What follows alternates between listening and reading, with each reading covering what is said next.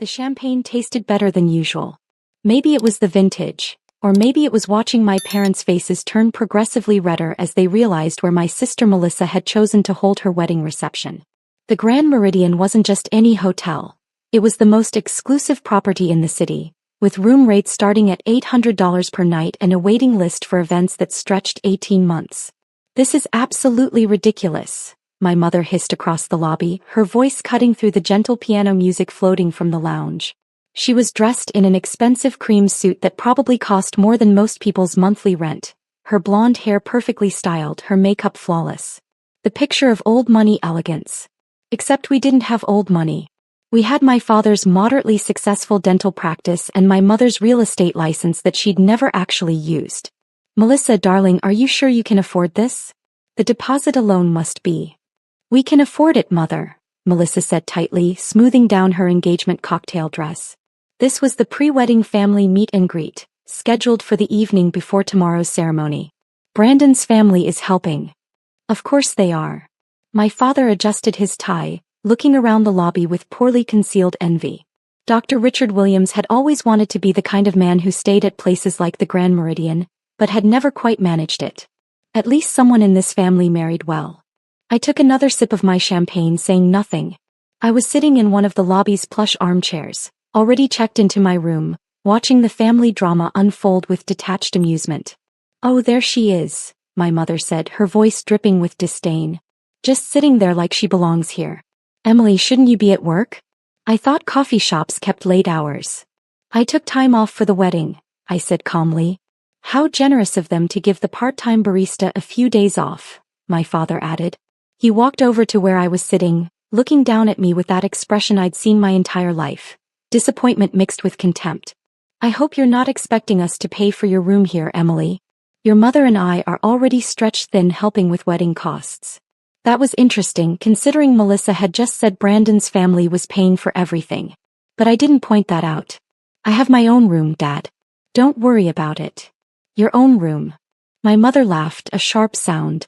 "Emily, a standard room here costs more than you make in a week. Did you put it on a credit card? Because we are not bailing you out again when you can't make the payments." "I haven't asked you for money since I was 19, Mom." "Yes, when you dropped out of that perfectly good business program at State to pursue your little creative writing fantasy," my father said. "Worst investment we ever made. $20,000 in tuition down the drain." Melissa shifted uncomfortably. "Maybe we should go see the ballroom? The coordinator said she'd give us a tour at 7. "In a minute, sweetheart." My mother was still focused on me like a hawk that had spotted wounded prey. "I just want to make sure your sister understands the value of money. Emily, you're 32 years old. When are you going to get a real job?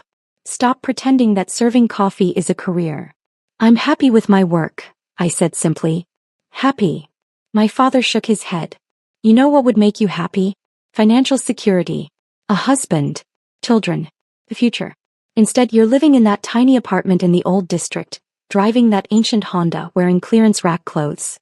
"My clothes are fine, Dad." "They're an embarrassment." My mother looked me up and down with visible distaste. I was wearing simple black pants and a navy blue blouse, both well-made but understated. "At least try to look presentable for your sister's wedding. People are going to know we're related." "The horror," I murmured into my champagne. "What was that?" "Nothing, Mother." Brandon's parents arrived then, mercifully interrupting the conversation. Michael and Patricia Green were exactly the kind of people my parents wished they were. Genuinely wealthy with the quiet confidence that comes from never having worried about money. Michael owned 3 car dealerships across the state. Patricia sat on the boards of several charities. "Richard. Susan." Patricia air-kissed my mother on both cheeks. "How wonderful to see you again. Isn't this venue just spectacular?" "It's extraordinary," my mother gushed, her entire demeanor changing. "Melissa has such excellent taste. The Grand Meridian is one of our favorite properties," Michael said, shaking my father's hand. "We've hosted several corporate events here. The service is impeccable." I watched my father's jaw tighten slightly. The Greens could afford to host corporate events here. The Greens belonged. "Emily." Patricia noticed me and came over, warm and genuine in a way my own mother had never been. "So good to see you, dear. Are you all checked in?" "I am, thank you." "Wonderful. We've reserved a table at the restaurant for 8 o'clock, the hotel's main dining room. Please join us. Family dinner before the big day. She probably can't afford it, my father said loud enough for everyone to hear. The restaurant here has a prix-fixe menu that's over $100 per person. The lobby seemed to go very quiet. I'm sure Emily can manage, Patricia began, looking uncomfortable. No, Richard's right. My mother jumped in, clearly relishing the opportunity to explain my failures to Brandon's parents. Emily works at a coffee shop. Part-time. She's been struggling ever since she dropped out of college to find herself. We've been supporting her for years really, but at some point tough love is necessary. Every word was a lie, but I didn't correct her. Not yet. I had no idea, Patricia said carefully. Emily, if money is tight, please don't feel obligated.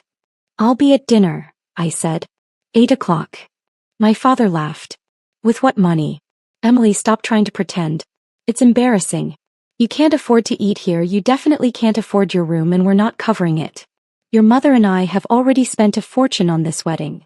Actually, we covered the wedding, Michael said quietly. We were happy to do it. My father's face went red. Well, yes. We meant the other expenses. Travel. New outfits for the rehearsal dinner. Gifts. It adds up. I'm sure, Michael said, diplomatically neutral. Melissa looked like she wanted the marble floor to open up and swallow her. Brandon was staring at his shoes. This was supposed to be a happy family gathering, and my parents had turned it into a public dissection of my supposed failures. The point is, my mother continued, Emily needs to start being realistic about her life choices. She can't keep living in fantasyland, pretending she's successful when she's barely scraping by. Look at her sister. College degree, successful career in marketing, marrying a wonderful man from a good family. That's what success looks like. Mom, Melissa started. Don't interrupt, sweetheart. Someone needs to tell your sister the truth. My mother turned back to me. Emily, you need to wake up. You're not getting any younger. No decent man wants a woman in her 30s with no career, no assets, no prospects. You're going to end up alone, working minimum wage jobs for the rest of your life. I'm not sure this is the time, Patricia tried again. It's exactly the time, my father said firmly. We've coddled Emily for too long. Let her face consequences for once. She wants to stay at this hotel? Fine. Let her figure out how to pay for it herself. She wants to eat at an expensive restaurant? Great. Her credit card her problem. Maybe a little financial reality will finally teach her something about responsibility. I could have spoken up then. I could have ended it. But something made me wait, made me want to see how far they'd push it. How cruel they'd be willing to get in front of witnesses. You know what I think happened? My mother said, warming to her theme. She was enjoying this now. I think Emily got here early, saw this beautiful hotel and got ideas above her station. Probably thought she'd check in, put it all on credit and enjoy playing princess for a weekend. Living the high life on borrowed money, just like she's lived her whole adult life on borrowed time. That's not fair, Melissa said quietly, but no one listened to her. Fair. My father snorted. I'll tell you what's not fair. Working hard your entire life, building a successful practice, putting 2 daughters through private school, paying for college only to have one of them throw it all away. Emily had every advantage. And she wasted all of it. I don't think Emily wasted anything, Brandon said suddenly. He'd been quiet until now, but he looked angry. She seems perfectly happy. Happiness doesn't pay bills, my mother snapped. And don't worry, Brandon, we're not asking you to pay for her. You're joining this family, but Emily's failures are not your responsibility. How generous of you, I said. My mother's eyes narrowed. What was that? I said, how generous. You think this is funny? Emily, you're 32 years old with nothing to show for your life. Nothing. No career, no husband, no children, no property, no savings.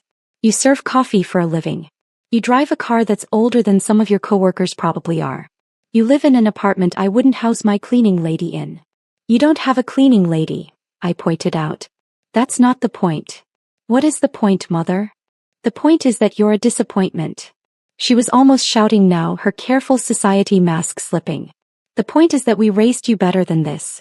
The point is that your sister is getting married in one of the most exclusive hotels in the city, and you show up like some kind of charity case, expecting everyone to take care of you. The lobby had gone completely silent. The piano player had stopped. A few hotel guests were staring. Even the front desk staff had paused what they were doing to watch. Melissa was crying quietly. Brandon had his arm around her.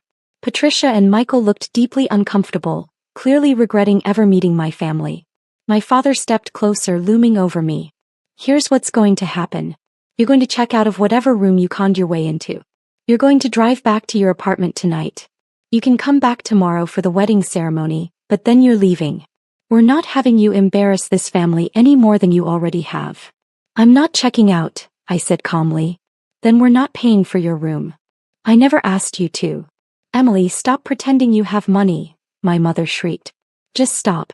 It's pathetic. We all know you're broke. We all know you're living paycheck to paycheck. We all know that whatever room you booked, you can't actually afford it. I took the last sip of my champagne and set the glass down on the side table. I'm staying in the presidential suite, Mother. It's $1,200 per night. I've booked it for 4 nights. That's $4,800, plus taxes and incidentals. I can afford it.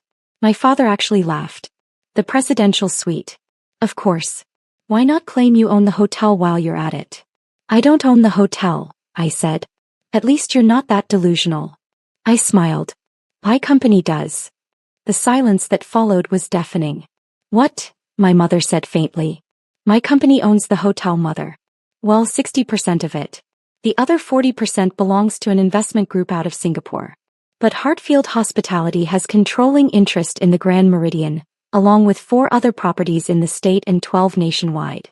We're in the middle of expanding into international markets. Just closed a deal on 2 properties in Dubai last month, actually.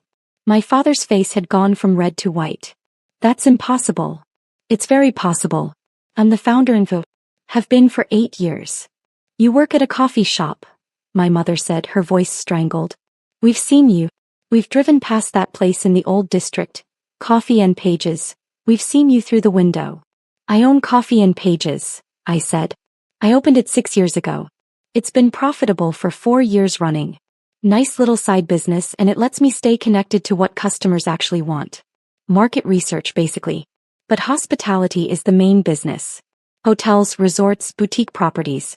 We're a private company. I don't really advertise my involvement. Prefer to stay under the radar. Melissa had stopped crying. She was staring at me with her mouth slightly open. You're lying, my father said flatly. I'm really not. This is insane. You expect us to believe that you who dropped out of college, who has never shown any business sense whatsoever, own a successful hotel company. I expect you to believe whatever you want, Dad. But yes, I dropped out of college at 19 because I had a better opportunity. A friend from high school had inherited some money and wanted to invest in a startup.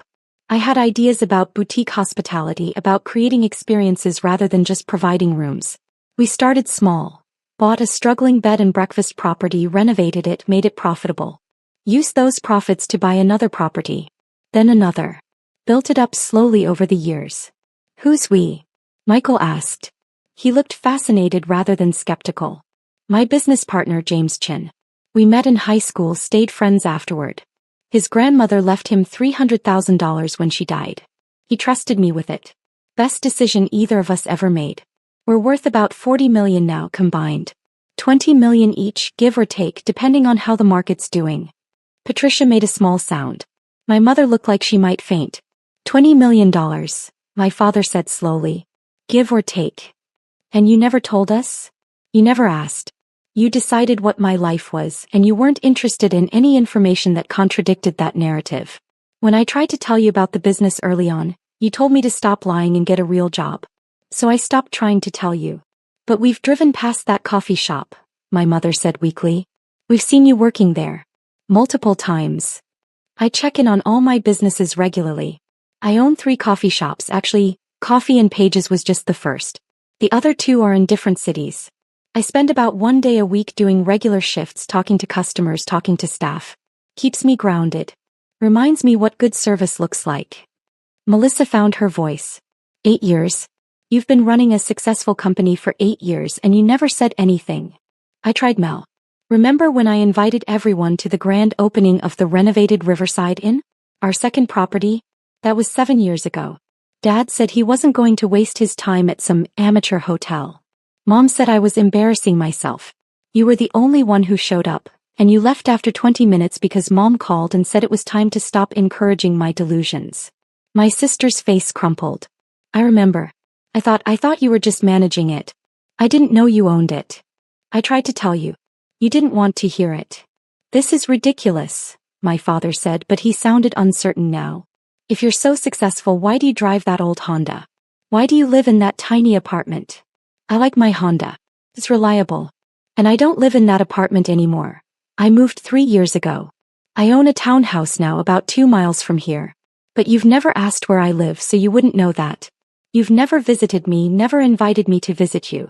You just kept the same mental image of struggling, pathetic Emily and never updated it with new information. You should have told us, my mother said, tears starting to form. You should have made us understand. I tried. For years. You didn't want to understand. You wanted a failure daughter to compare to your success daughter. Made you feel better about yourself somehow. That's not true, Melissa said, but she didn't sound convinced. Before anyone could say anything else, a man in an immaculate suit approached our group. Thomas Reynolds, the hotel's general manager. I'd worked with him for 3 years. Good evening, he said smoothly, professional smile in place. I hope everyone is enjoying their stay at the Grand Meridian. His eyes found me. Ms. Williams, I wanted to confirm, your usual suite is ready. We've stocked the champagne you prefer and made sure the fresh flowers are in place. The presidential suite, correct? Thank you, Thomas. Yes, that's perfect. Excellent. And regarding your family's rooms and restaurant reservations, shall I bill everything to your company account as usual, or would you prefer separate billing? The question hung in the air like smoke. Thomas, I said carefully, these are my parents, Dr. Richard and Susan Williams.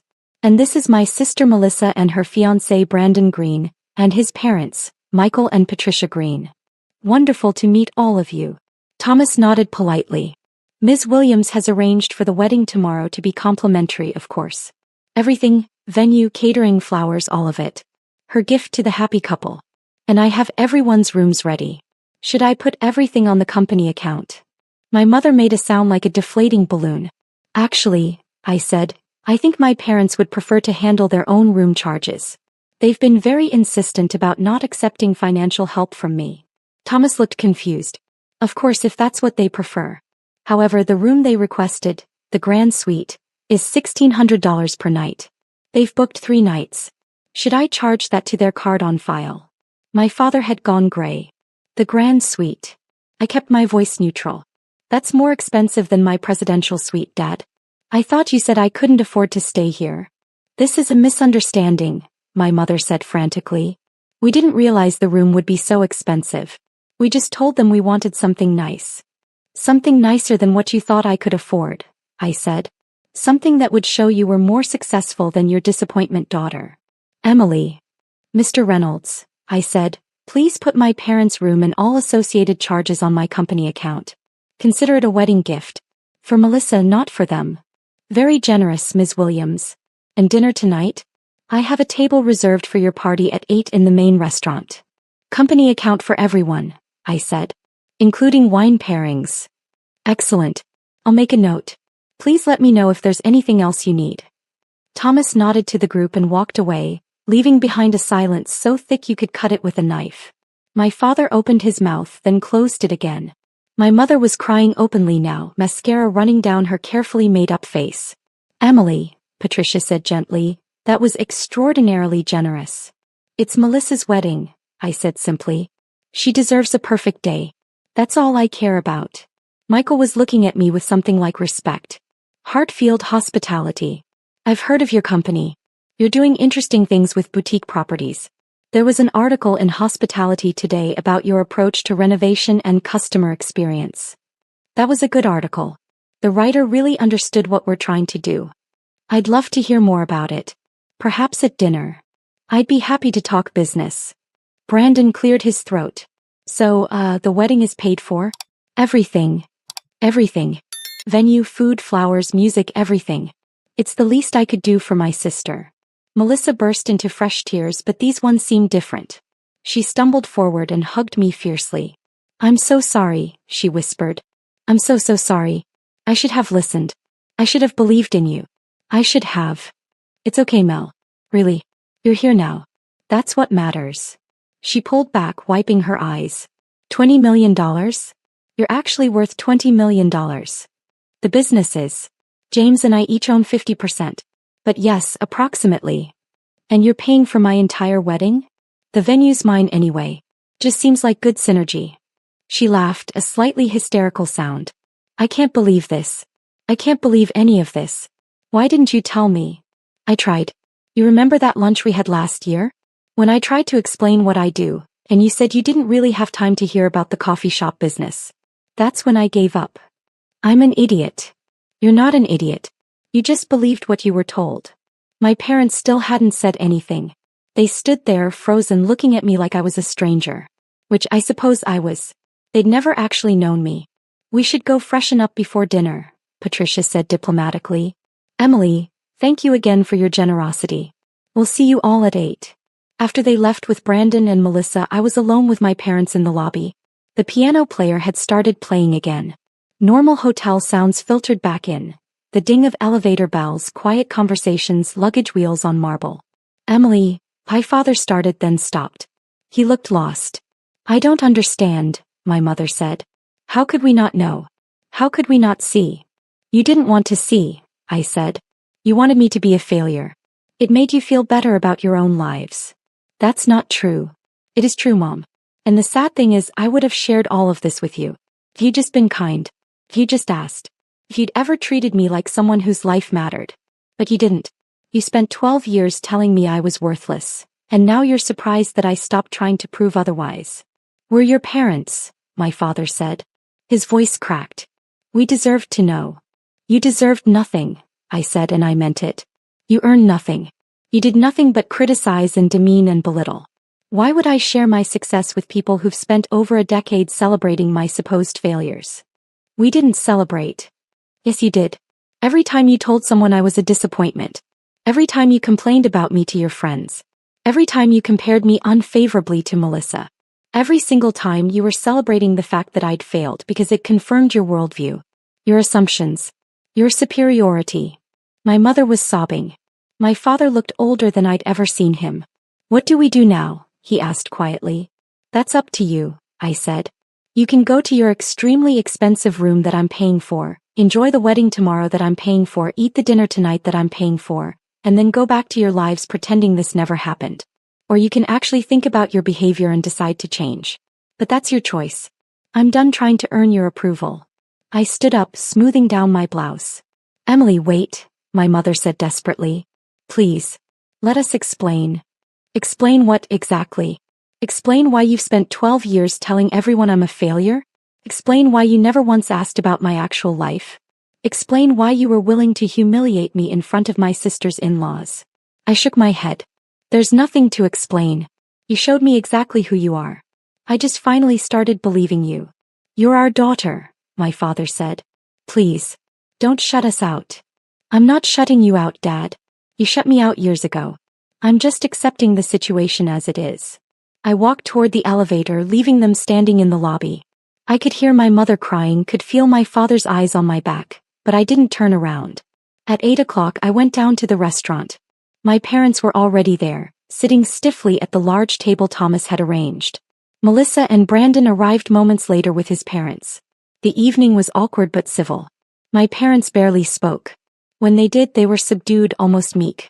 It was the first time in my life I'd ever seen them unsure of themselves. Over appetizers, Michael asked me about the Dubai properties and I explained our expansion strategy. Patricia wanted to know about the coffee shop concept, and I walked her through the business model. Brandon asked about hotel renovations and I told him about our sustainable design approach. My parents listened. Just listened. They didn't interrupt, didn't contradict, didn't belittle. They listened like I was a stranger telling them about a life they'd never imagined. Which I suppose I was. The next day Melissa's wedding was perfect. The Grand Meridian's ballroom looked spectacular. The food was exceptional, the music was beautiful. I gave a short toast that made Melissa cry happy tears. My parents gave a toast that was stilted and awkward, clearly written in the wake of the previous evening's revelations. At the reception my mother tried to talk to me. Emily, about yesterday. Not today, Mom. Today is about Melissa. But we need to talk. We need to explain. Maybe later. Not today. She backed off, tears in her eyes again. My father caught me near the bar during the dancing. I'm proud of you, he said quietly. What you've built. It's remarkable. Thank you. I should have said that years ago. Yes. You should have. He flinched like I'd slapped him. Can we start over? Can we try again? I don't know, Dad. That's not something I can answer right now. What can I do to make this right? I looked at him, really looked at him, and saw a man who'd just realized he'd wasted 12 years on a comfortable lie. A man who'd spent a decade feeling superior to a daughter who was, in reality, far more successful than he'd ever been. A man facing the consequences of his own cruelty. You can start, I said slowly, by asking yourself why you needed me to fail. Why it was so important to you that I be a disappointment. Why you couldn't just be happy for me or proud of me or even just civil to me. Figure that out and maybe we can talk. I walked away, leaving him standing by the bar. 3 months later, my mother sent me a letter. A real letter, handwritten on nice stationery. It was 12 pages long. She talked about her own mother who'd been critical and cold. She talked about her fears of never being good enough. She talked about how she'd projected all of that onto me, how she'd needed me to be struggling so she could feel successful by comparison. She apologized. Really apologized, not the fake kind where someone says sorry but means, sorry you're upset. She took responsibility. She asked if we could try to rebuild our relationship, slowly with no expectations. My father sent his own letter a week later. Shorter, more blunt. He admitted he'd been jealous. Jealous that I'd built something bigger than his dental practice. Jealous that I'd done it so young, jealous that I'd made it look easy. He said he'd spent years resenting me for succeeding where he'd only done adequately, and he'd tried to cut me down to size to make himself feel better. He also apologized. He also asked for a chance to start over. I didn't respond immediately. I let myself sit with their letters for a few weeks, thinking about what I wanted. Thinking about whether forgiveness was something I was capable of offering. Eventually, I invited them to lunch. Not at one of my hotels, just at a quiet restaurant downtown. We talked. Really talked, maybe for the first time in my adult life. They asked questions about the business, about my life, about my plans. They listened to the answers. They didn't criticize or correct or belittle. It wasn't perfect. Probably never would be. But it was a start. Melissa and I grew closer. She felt terrible about the years she'd spent believing our parents' version of my life, and she was determined to make up for it. She became one of my biggest supporters, actually. Started telling her friends about her sister, the CEO. Started attending company events. Started being the sister she should have been all along. As for my parents, we're working on it. Fully. There are still moments when they slip back into old patterns, still comments that sting, still assumptions that hurt. But they catch themselves now. They apologize. They try. I'm not sure we'll ever have a normal parent-child relationship. Too much damage, too many years of pain. But we have something. Some kind of relationship that acknowledges the past while trying to build something better for the future. And honestly, that's enough. I don't need them to be perfect. I just need them to try. But I'll never forget standing in that hotel lobby, watching their faces as they realized everything they'd believed about me was wrong. Watching them understand that their disappointment daughter was more successful than they'd ever imagined. Watching them face the consequences of 12 years of cruelty and contempt. That moment changed everything. Not just for my family relationships but for me. It was the moment I finally stopped carrying the weight of their expectations, stopped trying to prove myself to people who'd never wanted to see the truth. The Grand Meridian is still one of my favorite properties. Sometimes I stay in the presidential suite just because I can, ordering room service and watching the city lights and remembering that night. Remembering the look on my father's face when the manager called me Ms. Williams and asked about my usual suite. Remembering that sometimes, the best revenge is simply being yourself and letting other people face the reality they tried so hard to deny.